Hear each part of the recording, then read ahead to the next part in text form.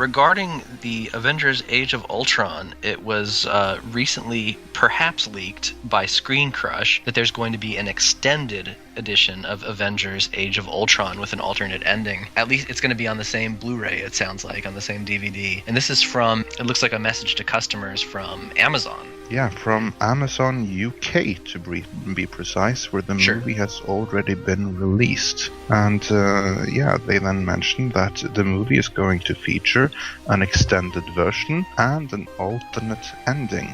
You, of course, have not yet seen the movie since you're in the US. Either way, I have a feeling that what's on the extended cut is probably good stuff. I mean, generally speaking, if you've got a decent filmmaker, extended cuts are usually superior, at least from what I've seen. I mean, for example, the one extended cut I probably know the most about is the 2004 Punisher extended cut, which is, again, another departure for Marvel because, this isn't something you usually see from them. But, it doesn't necessarily make it a better Punisher movie, but it makes it a better movie. It just feels more complete. And, of course, that's this whole situation with you whittle it down so that the customers see the best content. Sort of what moves the fastest keeps them engaged, but really I think it's a misstep to take it out in some cases. But I know that this movie would have been very long if they left everything in that was there. I mean, over 3 hours, correct? Yes, that is the report, that the original cut, or not the original cut, but Joss Whedon's preferred cut is 3 hours long. And I, of course, have seen the theatrical cut of the movie.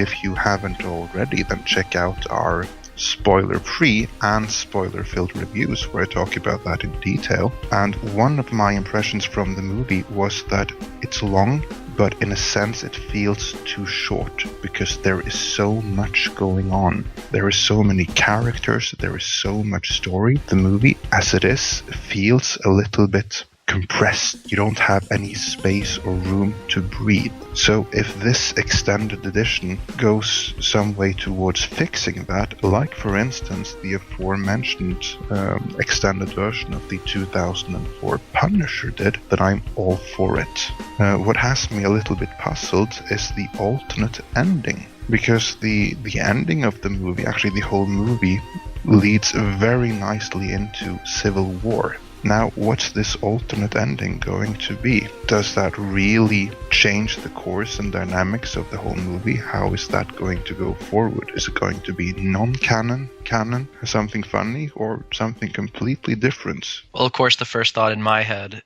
was the thought that maybe in an alternate ending all the Avengers would get killed, and that would, of course, be for pure amusement and shock value and would not be intended as any form of canon. But the likelihood of Marvel doing this, it seems, especially with Disney backing them, I'd be surprised if there was that much bloodshed. It's probably too good to ask for. It would be hilarious if Ultron won and killed them all, but it would be worth it just for that cut. But as it is, I think it's probably going to be, it's just going to be a different focus. That it'll be the same basic ending, but a different focus. Maybe we see it from a different character's perspective. I don't think it's going to be anything major, but I do hope that this pans out. Although I'm not entirely sold on an alternate ending, I'd buy an extended edition. I guess another possibility is there was some talk about post-credit sequences and all that. I wonder if they actually had something filmed that they are shy to put on the big screen, but they might include it as part of a, quote-unquote, alternate ending. I think that would be pointless, because then so many will already have been disappointed in theaters, sitting through 10 minutes of credits for nothing, and then they have to sit through 10 minutes of credits, although they can fast forward, just to have it there. No, that would be a cop-out if the extended version is well, just but they post-credit scene. They could smash it into the actual ending rather than put it into the credits. It's just one thought, because when I hear that a filmmaker has struggled with how to put an end cap on a movie, I sort of have to think maybe they got something on camera that they don't want to put in the movie because they don't like how it turned out as compared to their vision in their head. Yeah, I agree. That's the only explanation, because there's absolutely no way they did not think of an end cap. No way. I mean, in Guardians of the Galaxy, you have Howard the Duck, which, like the two of us, we can brainstorm 10 different endings in 20 seconds. I'm sure every other fan can as well, and I'm pretty sure that if Marvel really put their mind to it, they could come up with an end tag. Doesn't have to be anything groundbreaking. So yeah, I believe you there. I think they must have had something that they either couldn't or didn't work out, or otherwise they weren't able to release. And maybe we'll get that in an extended edition, or maybe that's what the alternate ending is. As this relates to other Marvel movies, you had mentioned before that there was this in existence but perhaps not released extended cut of The Incredible Hulk. Yes, absolutely. That is something that happened when Marvel Studios was still something new, and they hired Edward Norton, and one of his terms for coming in to star in the movie was that he also would have a hand in writing it. So he wrote a draft of the screenplay, which I believe was the shooting draft or something really close to it.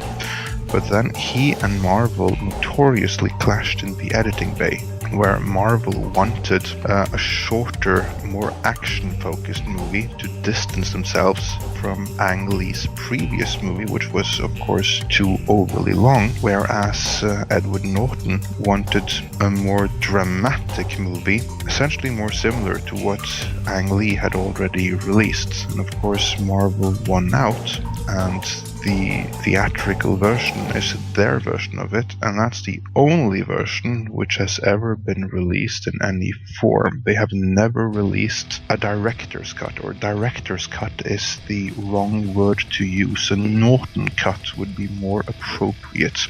However, there are communities of fans who have reassembled something which is quite similar to what the original Norton cut was, if one is to go by the script, by reinserting all the deleted scenes from the Blu-ray into the movie at the appropriate times. And that is something you can find on various fan edit forums, and that of course is something interesting, but I think Marvel made the right call in the end to go for something shorter and more action focused. But in the case of Age of Ultron, the reverse would be true, and I think the movie would benefit from an extended cut. I would trust Joss Whedon a lot more with the full vision of the movie than I would Edward Norton. Absolutely. It's not his kind of movie. I would trust Edward Norton for anything that has to do with drama, but for an action, adventure, sci-fi, comic book movie, Marvel has proven that they know their stuff. For more great podcasts, news, and reviews, visit our site at midnightsedge.net and follow us on Twitter at midnightsedge. Also check out our Facebook group at facebook.com/groups/midnightsedge.